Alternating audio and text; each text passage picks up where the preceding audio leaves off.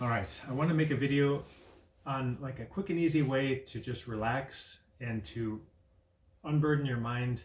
Um, this is for anybody who might have anxiety, high functioning anxiety, or even just if you're just in a stressful position and you don't know how to relax, this can help you out. So I think in order to do this, we need to think about the mind and the brain as two separate things. Okay, maybe think about the mind as like story mode, right? So the mind kind of takes all the information from your life, makes a story out of it. This can help you make decisions about the future. It can help you reflect on the past and make some changes in your life. You know, uh, so I mean, it can be very useful. It can also be very harmful if you have trouble like dealing with maybe a trauma or a tragedy or something like that.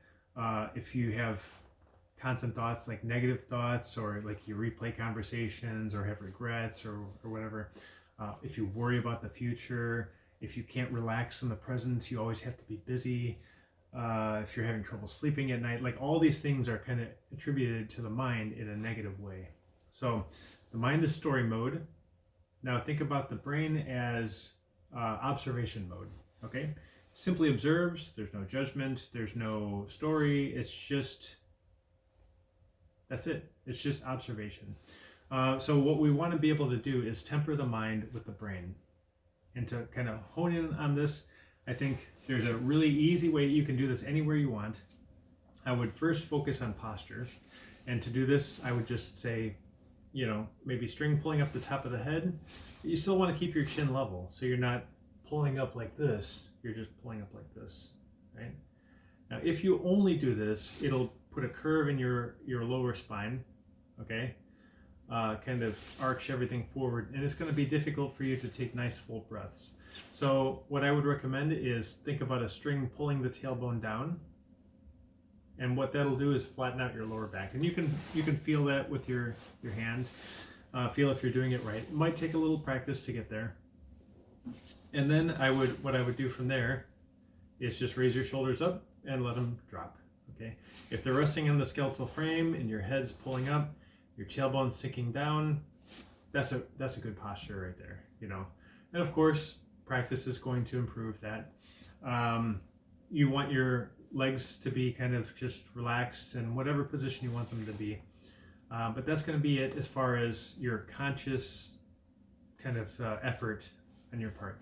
The rest is just going to be observation. So what you can do from here is just observe your breathing. Okay, don't try to influence it at all. So let's take a few breaths.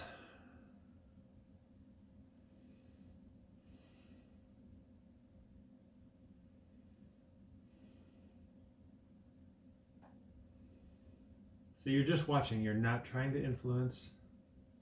If you don't breathe at the beginning, like I did when I started this, doesn't matter. You'll start breathing eventually.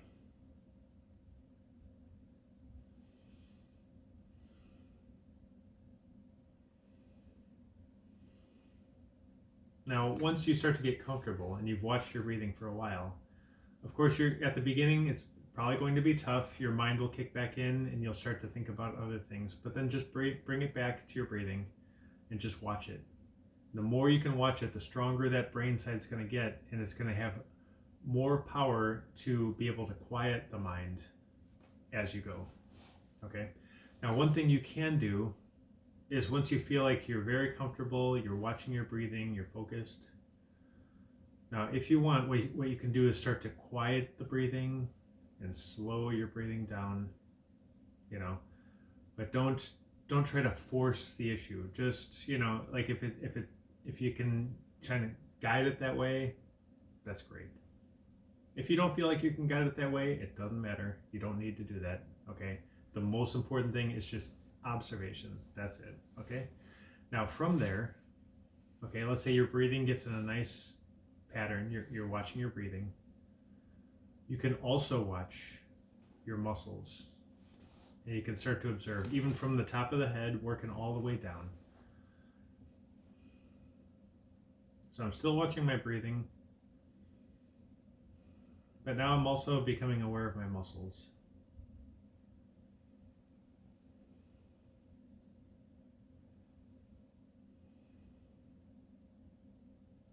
and I'm not in a hurry. It's just once I become aware of a muscle group and it just relaxes, then I just keep moving slowly down, and you can just keep scanning and scanning if you like. It's not like okay, I'm done, goodbye. Like back to my hurries. No, you can keep scanning and keep scanning as long as you like, and you can start to do other things or whatever. If you can keep scanning while you're doing other things, that's pretty high level. But you're getting up there in level. But if you can't, that's fine. And then if you feel like you're getting stressed again, you can come back to it. So kind of the next thing from there. Actually, I want to talk about breathing a little bit. One thing I found, and this is from martial arts and playing the trumpet for a long time. So it was difficult for me to relax my jaw, especially. If you can't relax your jaw or your throat or your mouth cavity or your shoulders or your chest or even your abdominal region, like if you've got that curve in your lower back, all these things are going to impair your breathing. It can make it painful to breathe. It can limit your capacity. It can just give you an uncomfortable feeling. And so we want to avoid that. So what I would recommend is once you feel like your jaw is nice and relaxed, then go to the mouth cavity and just think about the most open you can possibly be. And then just kind of work that way down through the throat and the chest and the abdominal region. Imagine that everything has just opened up completely, all right? And this can really help.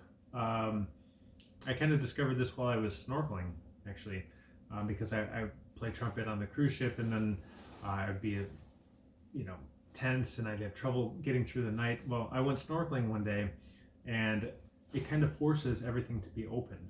And it's just this open tube that directs the air directly down, and there's no kind of biting down to try to force the air to go through. There's no tension. There's no squeezing. It was just open.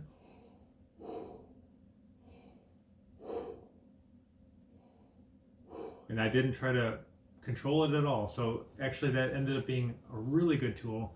That night I played the best I'd ever played, and I just felt super free, like I could do anything. So then this ended up becoming something that I would go to recreate that openness and force everything to relax and prevent myself from trying to control my breathing. So just this.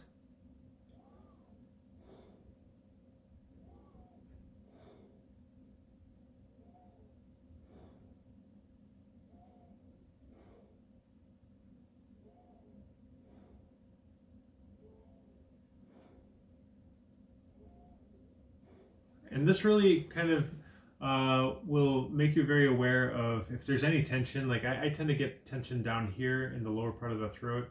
So this will make me very quickly aware if I still have tension there, and then I can make a special effort to open that and eliminate the tension, and then open the breathing. So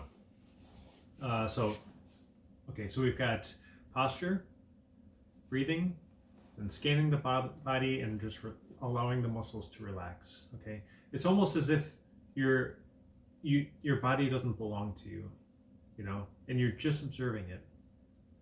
And once it no longer belongs to you, everything is just completely, utterly relaxed. I like to do this before I sleep too. I just imagine that I died and that my body is just there. That might be a disturbing analogy for you, but it's just like my body doesn't belong to me. It's just there, and it's so relaxing to do. So, and then all my muscles relax, and it's really easy to just observe the breathing and let the pattern go. Okay, let's move up a level.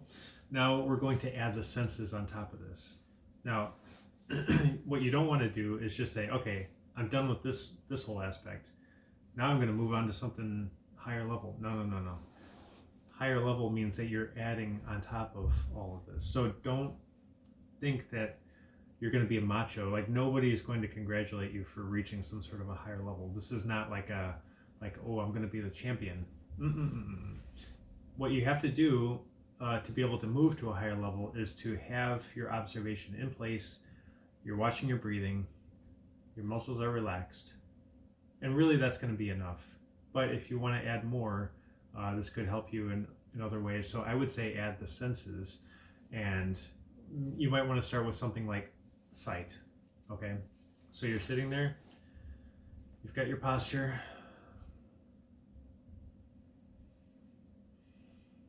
you're watching your breathing. Your breathing is slowed down and quieted down.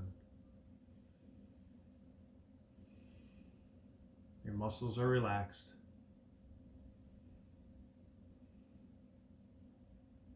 Okay, then start to add on top of all this an awareness of what you see.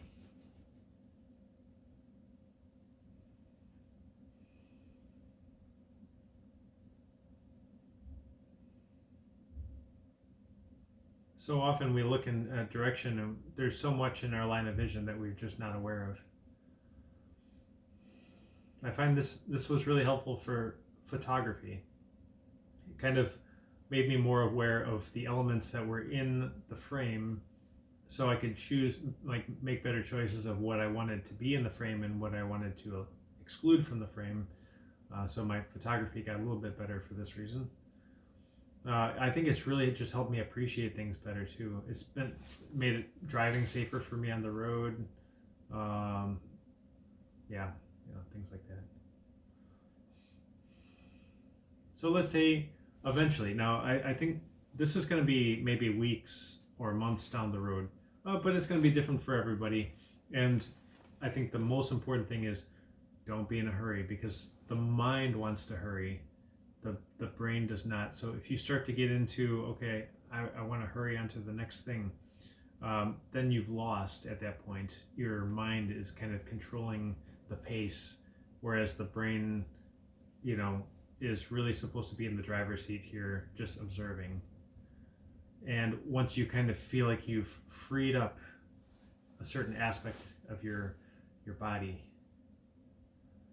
then more is kind of available. You have more sort of brain power available to take on more observation, if you will. Okay, so maybe the next thing is going to be, let's say, hearing. Okay, so you listen.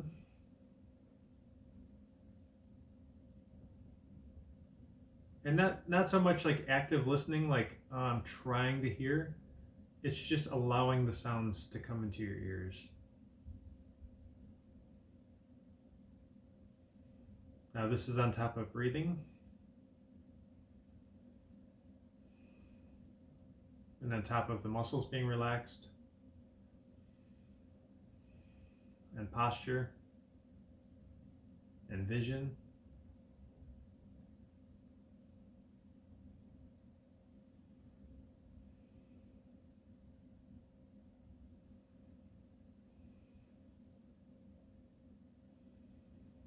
Now let's say you've sat down for breakfast in the morning and you want to start off your day this way, right?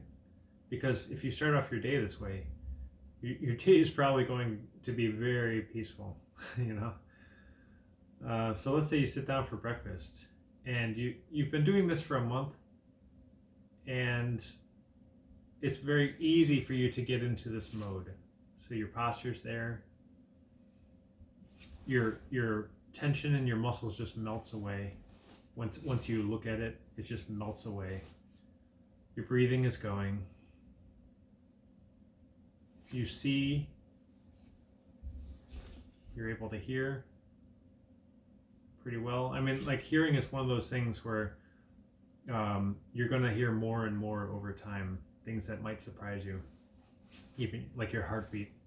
But then you sit down for breakfast and you take a bite, and you're also tasting. You're kind of allowing the taste to just, be there, and to recognize the tastes. You don't have to judge them as good or bad. You're just being aware of the tastes. That's it. It's another thing that's very easy. we take a bite and maybe we're talking, or maybe we're thinking about other things, and the taste is just not there.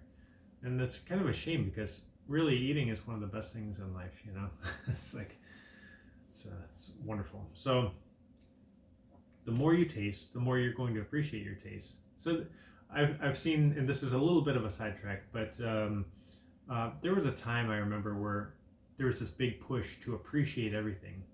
And it's like, well, you got to appreciate, oh, you got a minimum wage job, well, you should appreciate it, or, whatever. Or, oh, you couldn't go outside because you had to work, well, at least you should appreciate your job. Or, I mean, there's this big push to always be appreciative of everything. And my thing was always, well, if you pay attention to what you do, and you're aware of your senses, and you're aware of the things around you, you're going to start appreciating things just naturally. You don't have to force it, So it's kind of going at things from opposite directions. One is from the mind. Oh, I should be appreciating everything. Oh, I gotta appreciate more. Oh, like, why didn't I appreciate it? Why didn't you appreciate that? Blah blah blah. So we're going from the opposite direction, where we observe and we quiet the mind, and then there's like a natural appreciation that emerges from that. So of course you can add the other senses too, and I don't want to make this video too long, but I think this is kind of a really easy thing to do. You can do it anywhere you want. You can just focus on maybe your posture, and then just watch your breathing. Okay, you can do this standing in a line. You can do this at work. You can do it while you're having a fight with your significant other. You can do this while having a conversation with a friend. Just anything. You can, while having a conversation, you can watch your breathing, and you can listen to what they're saying, and it's going to keep your mind from jumping ahead and, oh, I'm going to say this, I'm going to say this, and really just listen to what they're saying, and they're going to feel much more appreciated. Like, wow, this person really listens to me, or my friend really listens to me, and then you're able to better understand where they're coming from. You may have ideas of your own as well, and if they want to hear them, that's cool. Then you'll be clear-minded, and you can deliver your ideas very kind of efficiently and appropriately, without any judgment getting clouded by your mind. So I think this is really helpful, and it certainly helped me out a lot over the years, and sometimes I lose it, and sometimes I get back to it, and everything goes better from there. So thought I'd pass this along. All right, guys, be well.